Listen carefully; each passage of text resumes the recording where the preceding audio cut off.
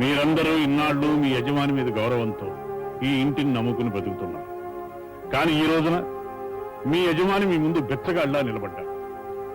నా కొడుకు రవి హంతకుడని నా కోడలికి తెలియకూడదు. తెలిస్తే ఆమె మనకు దక్క. జ్యోతి ఇంటికి వచ్చేసరికి ఇల్లంతా కళకళలాడుతూ ఉండాలి. విషాదం అనేది ఎక్కడా కనిపించకూడదు. మీలో ఎవరి మూలంగానైనా సరే రవి హంతకుడని జ్యోతికి తెలిసిందా, వాళ్ళ ప్రాణాలు తీస్తాను. జాగ్రత్త.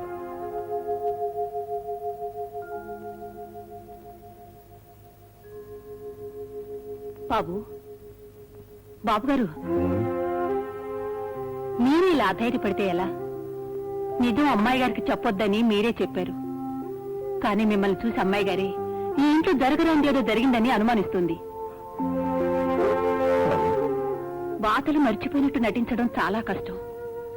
కానీ అమ్మాయి గారి ఆరోగ్యం గురించి తెలిసిన మీరు కూడా నటించాలి. కన్నీళ్లు గుండెల్లో దాచుకుని నటించాలి. తప్పదు.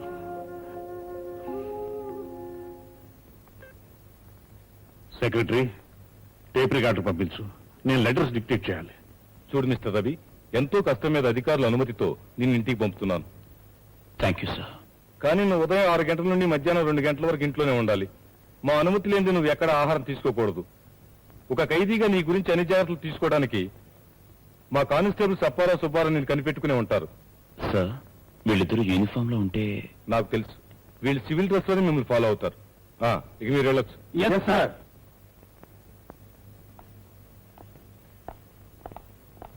అప్పారావు, వ్యాధ ఉద్యోగం అయ్యా.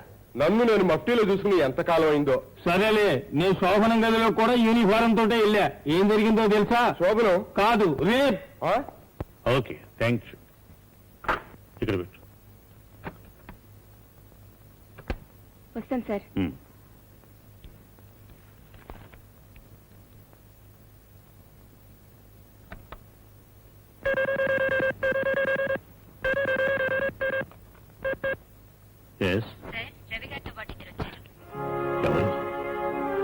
వస్తున్నాను.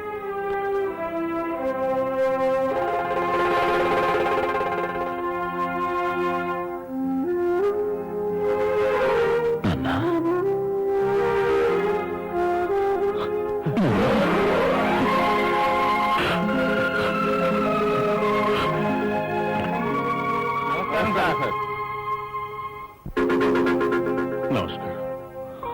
నాకు కాపలాగా వీళ్ళిద్దరిని పంపించారు. అలాగా? మీ ఇద్దరికి ఒక రిక్వెస్ట్. చెప్పండి సార్. ఇంక కొద్దిసేపట్లో రవి భార్య పిల్లలు విదేశాల నుంచి వస్తున్నారు. రవి హంతకుడని గాని మీరెవరన్నది గాని వాళ్ళకి ఏమాత్రం తెలియకూడదు. ఎందుకంటే రవి భార్య హార్ట్ పేషెంట్. తెలుసు సార్, అందుకే మేము సివిల్ డ్రెస్ లో వచ్చాం. డ్రెస్ మార్చుకున్నంత మాత్రం చాలదు. మీ ఉద్యోగాలు కూడా మార్చుకోవాలి. ఉద్యోగాలు మార్చడమా? మా అధికారులకు తెలిస్తే చంపేస్తారు సార్. మధ్యాహ్నం 2 గంటల వరకే కదా. ఈయన ఇంజనీరింగ్ చెప్తాను, నేను మేస్త్రి అని చెప్తాను. ఎవరిని అడిగితే అలాగే చెప్పండి. అలాగే సార్. బాగుంది సార్. ప్యాంట్ వేసుకుంటే ఇంజనీరు, పంచి కట్టుకుంటే మేస్త్రీనా? కుదరదు సార్, కుదరదండి. అంటేనే ఉద్యోగాలు మార్చండి. ఆడే మేస్త్రి, నేనే ఇంజనీర్. సార్, మీరు తప్పుగా అనుకోవద్దు.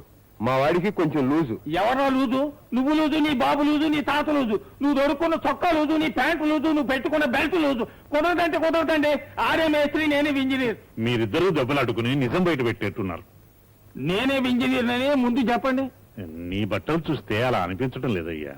అదే నాకు ముందే తెలుసుంటే నేను ప్యాంటే వేసుకొచ్చి ఉండేవాడిని. సర్లేండి, ఆడే ఇంజనీర్, నేను మేస్త్రి కమ్ కాంట్రాక్టర్. అలాగే.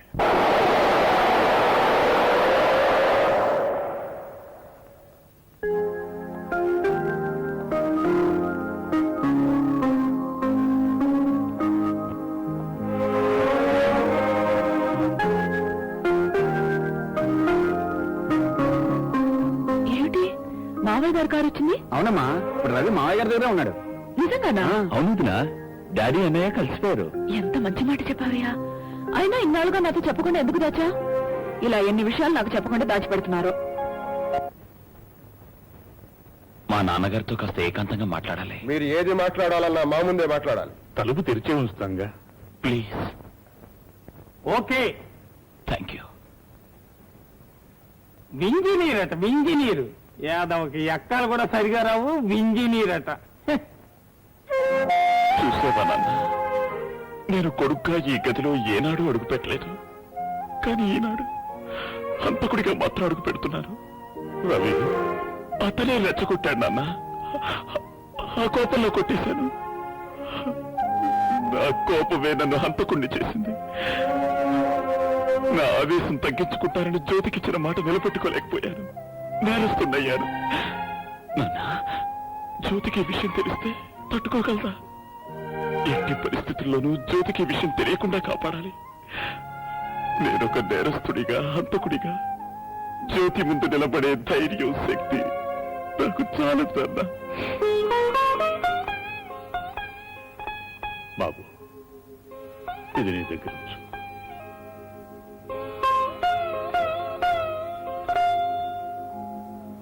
భవిష్యత్తు నీ చేతుల్లో లేదని చెప్పే కాలజ్ఞానం ఇదే నీకు ధైర్యాన్ని ఇస్తుంది. తీసుకో బాబు.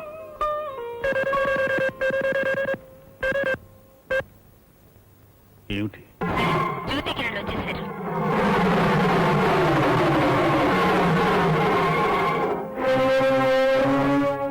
జ్యోతి పిల్లలు వచ్చారట. రా త్వరగా.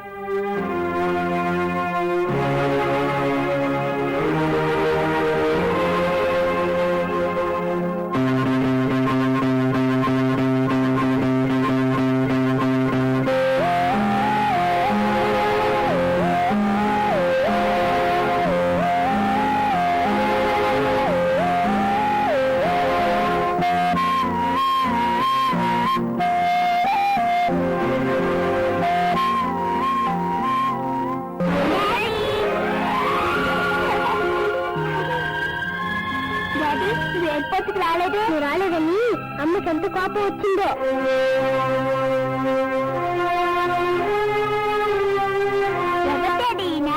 మీ తాతయ్య బాబు.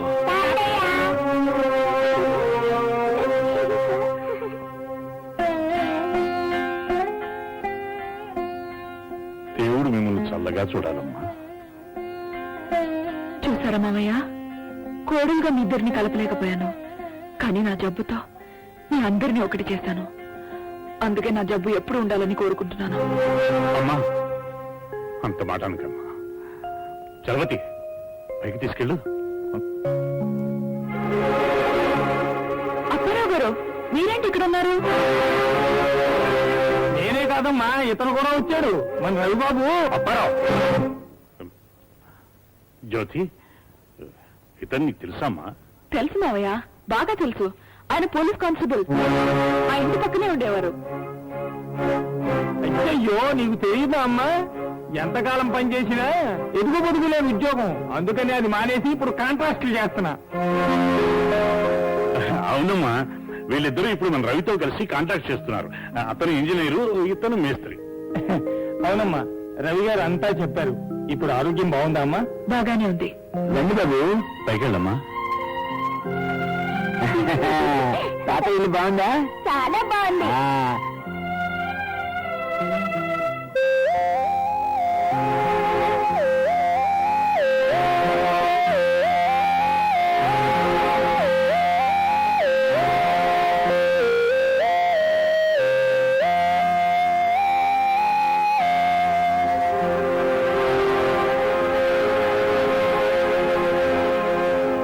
డాడ్, ఈ నిజాన్ని మనం కొంతకాలం వరకే కాపాడగలం. ఇది విని భరించగలిగే శక్తి వదిలి కలిగేలా మనం ప్రయత్నించాలి. అవును కిరణ్, డాక్టర్లు మందులతో ప్రాణాల్ని కాపాడగలరు. మనుషులు ఆప్యాయతతో, మంచి మనసుతో ఆ ప్రాణాలను నిలబెట్టుకోవాలి. అందుకే మన మనసులో బాధ ముఖంలో కనిపించకుండా నటించాలి, నమ్మించాలి.